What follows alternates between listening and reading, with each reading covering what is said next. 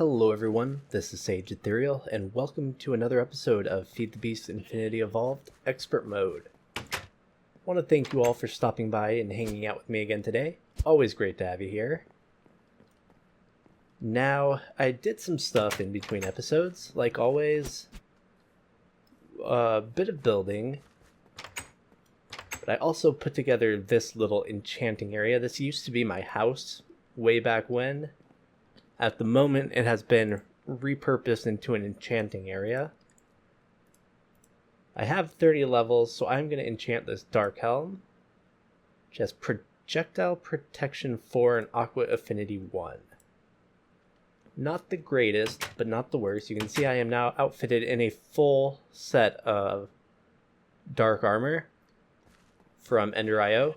All of it has been empowered, and I actually added in power 2 to the leggings and boots. I managed to do this because I did a lot of exploring in between episodes. I think I came all the way down here. All of this, I believe, is all new exploration. Hit up a few different villages, things like that. Also found this sort of mesa-y type biome with lots of hardened clay, so I grabbed some of that while I was there. And in one of the blacksmiths in one of the villages, there was some more vibrant alloy, which allowed me to make more of the what are they? They're crystal something, I think. Maybe? Yes. They are the vibrant crystal. Allowed me to make some more of those. So I went and got the next two pieces of armor, and I have enchanted all of it. The levels came from here. Just been place these down again. We had these originally. I just never got around to replanting them. So I placed those down. If we look over here, my Ender Lily farm has been doing pretty well. What we have here is the extras. So I had 27 to start with. I have harvested it 3 times fully. So I let everything grow to mature and then break it all. And I have gotten 2, 4, 5 extra Ender Lily seeds so far. So that is nice. Another thing you might notice is I did some work here on the path by adding some of these wooden posts along with lanterns, both powered and just normal. So the idea being that in addition to providing light, which is cool, these powered lanterns, as I think I've explained before, prevent mob spawns within a 32 block radius. So for the most part, at least this portion of our path here, got another one there, another one over here, is pretty safe, even at night now. So that is a good thing. And then I have some more of these just kind of thrown in for decorative lighting. Now I did run into an issue, and that is these wires do have a loss over distance. So this is definitely not the most efficient means of transferring power. But it's one of the best we have, and it looks nice, I think. So I'm going to stick with it, at least for now. And in fact, even late game, I'll probably continue using these and the powered lanterns for lighting up roads. I just won't be doing the main transfer of power along it. So as it goes along, the longer the distance, the more loss you're going to run into. And I actually got to the point, I had just a connector up there, and I ran here and here, and then I finally ran this one, and when I plugged it in, it wouldn't light up. Now, my assumption is that that is because we had so much loss on the cable because we've come so far. I mean, I don't think you can just barely see. There's the water mill. So that's where it's all starting, and it's wrapping all the way around here. So one way to do that is you can basically reset the loss to an extent by having it go into a transformer or a capacitor. So I have just an LV capacitor here. Comes in, buffers in here, comes out, and the loss is reset, basically. So now the loss is being calculated from here instead of from all the way over there, which allows us to actually get enough power to our lantern over here. So the farther we go, the more of these we're going to have to use, but it's not that bad. Now, I do have some stuff I want to work on today. And yes, whenever I run past here, I pretty much grab anything that's on it and use it up. So as you can see, our path is nicely lit, and we've been wandering around it all night, and we haven't seen one mob anywhere near us. And that is thanks to the powered lanterns. So what we want to do today is we want to make a little more tech progress. And, well, there's actually one more thing I want to point out that I did in between episodes. Last night, before I went to bed, this is one of the benefits of having a server, is I went and I made some Certus quartz seeds. They are pretty easy to make. I just ground up some of the standard Certus quartz and got the Certus quartz dust and combined those with sand, and you get these Certus quartz seeds. Now, they need to be dropped into a pool of water. I actually just threw them in here. I guess, rather than just sit here and explain it abstractly, I can just make another. So what we would do is we would grab one of these somewhere, Certus quartz, throw it in the pulverizer. It gets ground up. We grab a piece of sand and the dust. Combine. For each of these, you get 2 Certus quartz seeds. So this is effectively the Certus quartz doubling mechanic, if you want to think of it that way. Now, these can't be used on their own. They need to be grown and matured into their full, pure Certus quartz selves. And you do that by dropping it in the water. Now, as is, without any of the ways of speeding up the growth, this takes pretty much forever. I think it's something along the lines of 8 real hours. Not Minecraft hours, but like actual 8 hours. So I just dropped them in there, left them overnight, let the server run. And when I came back, I got 2 stacks of pure Certus quartz crystal, and these are going to be useful down the road. We don't need them right yet, but I just wanted to make sure to get them now before I needed them, because they do take quite a long time to do your first batch. And just to have them ready for when I need them down the road. So the next thing we want to do, I think our next main step here is going to be another Industrial Craft 2 machine. Actually, 2 of them. Because one of the things we're going to need to progress eventually is we're going to need to start processing uranium to get this uranium-235.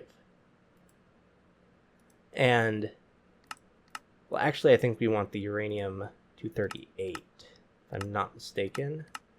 Maybe not. I don't remember. One of these. Actually, it's this one. It's just the enriched uranium nuclear fuel. So to get this, we have to process our crushed uranium ore, which we can get easily enough in the macerator, in a thermal centrifuge. So if we look that up, and the idea behind this is that we need a Industrial Craft 2 nuclear reactor to get some resources that are going to be extremely useful later down the line. And this is another one of those sort of time gate type objects that takes a decent amount of time to get any amount of. So getting that started early is always a good idea. So to make the thermal centrifuge, pretty complex. It takes the advanced machine casing, And this is just the tier 2 of the machine casings, basically. Coils, not too hard or crazy. Electric motors, not too hard or crazy. Now the mining laser is a little more crazy. It takes an advanced circuit, which is basically, again, the tier 2 circuit, and an energy crystal, and some of this advanced alloy. Now I have prepped most of this. And one of the first things we're going to need to do is we're going to need to make some of those advanced alloys. Now to do that, you make these mixed metal ingots, which are just iron plates, bronze plates, and tin plates. And if you drop those in a compressor, I don't actually need these for crafting, I don't think, so I'm just going to demonstrate. I think I've prepared enough already. So you will eventually get out an advanced alloy. So that's cool. And we also need to get some of these advanced machine casings. You need the refined iron plates, which we've seen before, advanced alloy, which we just covered, and then carbon plates. Carbon plates are made from pulverized coal or coal dust. So just drop coal into your pulverizer or your macerator, and then you create these raw carbon fibers. It takes 4 of those. Well, actually it takes 2 of those, so it takes 4 dust to make one of these. It takes 2 of the carbon fibers to make a carbon mesh. And then, once again, you just drop it in the compressor, and eventually you will get out these advanced machine casings. Well, actually, no, you get the carbon plates for the advanced machine casings. Got a little bit ahead of myself there. Okay, next thing we're going to want to do. Again, I don't think I need these for what we're doing right now, so I'm just going to stash them in here. The next thing we're going to do is, if we look at our mining laser, it takes a iron turning blink is what it is, but it's actually a handle which requires a turning table, as is shown here. And that is going to be the first thing we're going to want to make. Now to do that, let's see here. I thought I had prepped all this, but I prepped it all yesterday and I've forgotten what I was doing with all of it. So one of the things we're going to need is the turning table. And that is pretty simple. Basic machine casings, some iron shafts, some iron item casings, and some iron plates. Happen to have just enough of. Gets us a turning table. Now you can see that it says power is 1000 KU. So this is one of the various different power systems that Industrial Craft 2 has. They have EU, which I believe stands for energy or electrical unit, I guess. It's kind of like the electricity, the electrical power of the mod. They have KU, which is, as far as I believe it's kinetic unit. So it's a kinetic power source. So like I guess I think of it as like a crankshaft in a, that sort of old mechanical type power that you would see in like a watermill, an old style watermill and things. So to power that, we're going to need a kinetic generator. So we're going to make a electric kinetic generator. Again, pretty simple. And our turning table. We're going to need a few of these. And we're going to break a hole here. Place those down. We're going to place our electric kinetic generator here. And we're going to grab our wrench, rotate it so it faces up. This is the side that power is going to be output. And then the turning table we place on top. And that should, in theory, be working. The thing is, we have to add motors to actually have this output any, which is something I hadn't really remembered.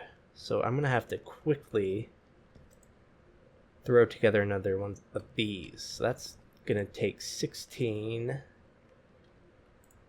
And then, luckily that's not too hard since we have our handy dandy remote storage. And I'm gonna need one more iron ingot. And we can just drop all those there. We're gonna need to make 2 coils. Combine and make a motor. And if we put the motor in here, you can see it's now creating 100 KU worth of energy, which should be going up here into the turning table. Now, in the turning table, we're going to need a turning blank, which is an iron item casing and 2 ingots. We're also going to need a lathing tool, which is a steel plate or a refined iron plate, and some iron item casings. So I'm going to grab a piece of steel real quick and get that in the metal former. We have some iron item casings, but I don't think that was enough. No, we're going to need a few more. So we will quickly make those up too. Shouldn't be too hard. Those we just roll into plates, and then we can roll the plates into item casings. What we can do is we can drop this one in here, and this is basically just think of it as a big chunk of iron, and we're going to use this turning table to lathe it down. I don't know if you've ever seen like a wood lathe, but I believe that's the concept here. So we're going to grind it down into the shape we want.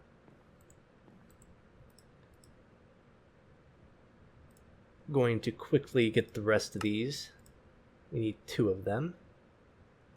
So once those pop out, we should have everything we need. Now we have the lathing tool. This is what we're going to use to basically grind the shape out of this. We put that in here, and you can see we can now click these buttons. If we look back at our thermal centrifuge, we can see the handle takes 4 out of 5 in terms of thickness, 3, and then 2, 2, 2. So we go here, we hit this once, it goes down to 4 out of 5 on thickness. You can see it takes up a little bit of the lathing tool's durability. Then it was 3. Now you want to be careful doing this because there's no going back. You can't put more iron on. Every time you do this, by the way, there is a chance you'll get this tiny pile of iron dust. And then it was 2, 2, 2. We now have the handle. I'm actually going to take this out because I'm not sure if that just passively power drains. And this goes here. Here. Another thing we're going to need to make was that energy crystal. And to do that, we need this energium dust. That is 5 redstone and 4 diamond dust. Diamond dust is expensive. It is grinding up a diamond. So 1 diamond to 1 diamond dust in the macerator. If you happen to silk touch some of the nether diamond ore, you can get a much better return. But you can also make it in the pulverizer. So we craft up this. Run it over here to the compressor. It takes all 9. It crafts 9 and it takes 9. But what we should get out of it is an energy crystal. And these are used in all the mid-tier storage devices, or anything that stores energy in industrial craft. Now I always forget recipe shapes here. The advanced circuit.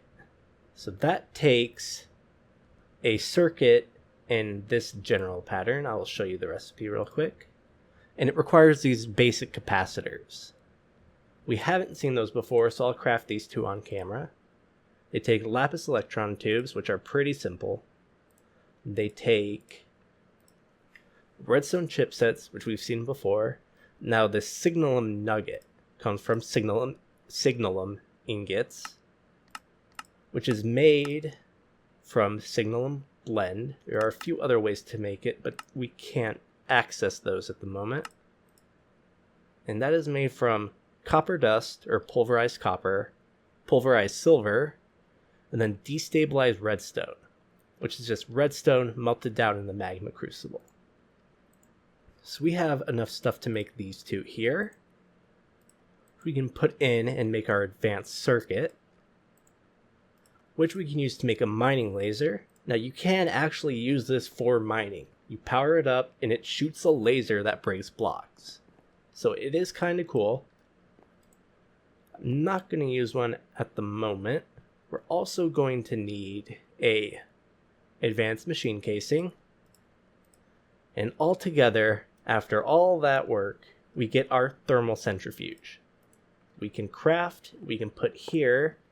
It is going to take power. At least it should. It might need to have something to do first.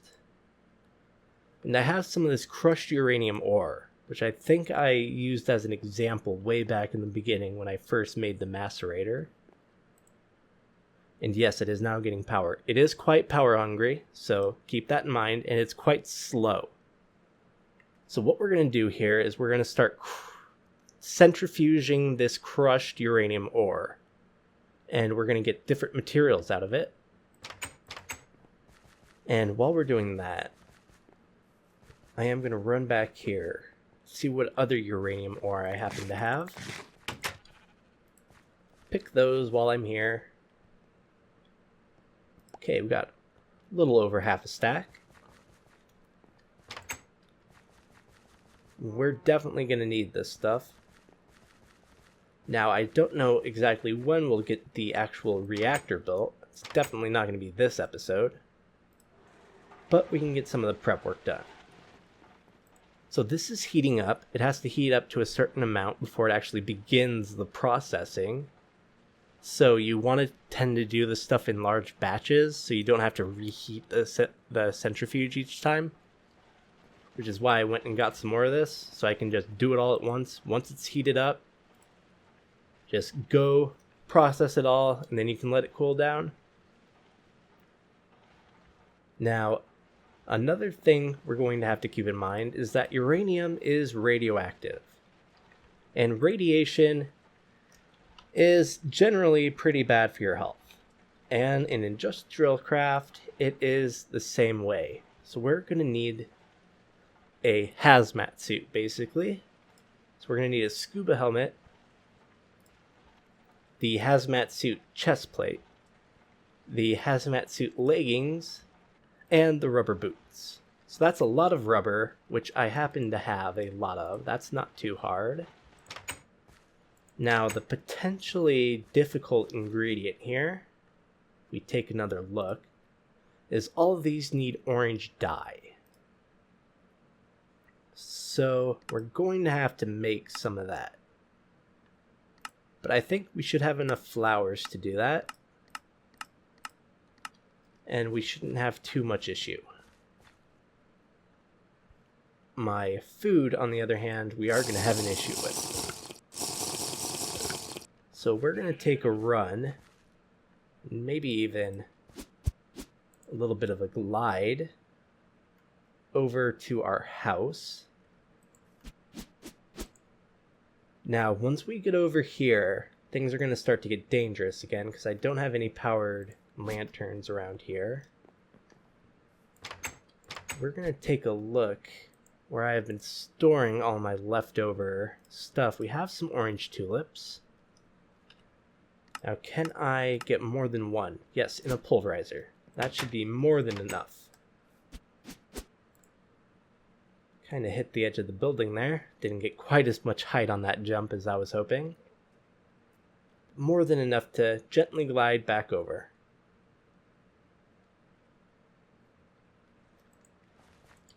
So our thermal centrifuge may actually be running. It is. We're getting the tiny piles of uranium-235 and then the normal uranium-238.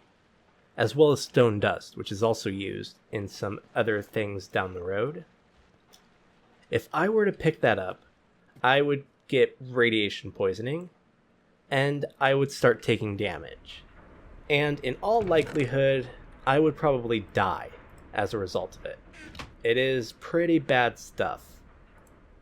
You definitely don't want to be messing with it if you can avoid it. So the scuba helmet, some iron bars can do. I think it took a piece of glass as well. So 6 of those.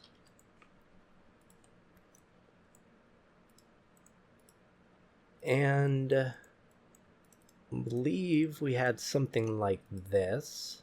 So this is a scuba helmet. Now the hazmat suit is pretty simple. It does take a lot of rubber, but we still have more than enough. We'll actually just kind of put these together. Now, rubber boots. Just rubber and wool. So I don't know why it didn't shift click in there. But with a full set of our hazmat gear, we can safely handle radioactive materials. Another thing we might want to look into getting is a containment box. That's a chest with lead item casings. We have more than enough lead plates already made up, so if we drop those in here, we can get those cooking up. I should have a chest on me. We do. So, do I want to show what happens if we pick up uranium without the proper gear on? I don't think so. Just trust me. Bad things happen. We're losing our heat here. It was a mistake on my part. It's going back up now.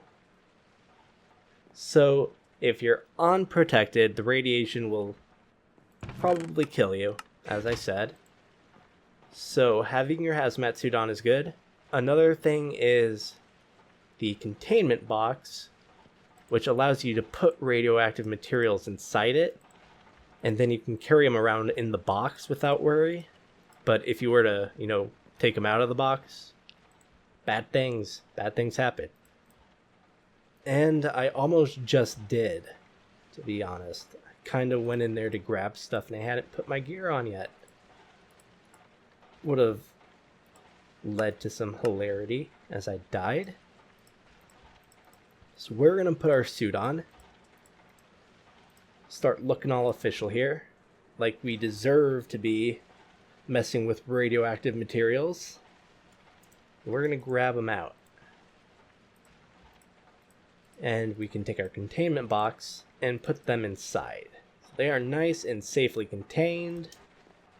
While they're in the box, we don't have to worry. The stone dust is harmless, so we can just do whatever. You can also put the radioactive materials in just a chest and leave it, and you'll be fine. You don't have to have a special chest or anything. Just don't pick them up. Leave them there. You can look at them, just don't touch them. Because otherwise, like I said, can't reiterate enough. And if you haven't worked with Industrial Craft 2 uranium before, you'll almost certainly die at least once. I've done it multiple times.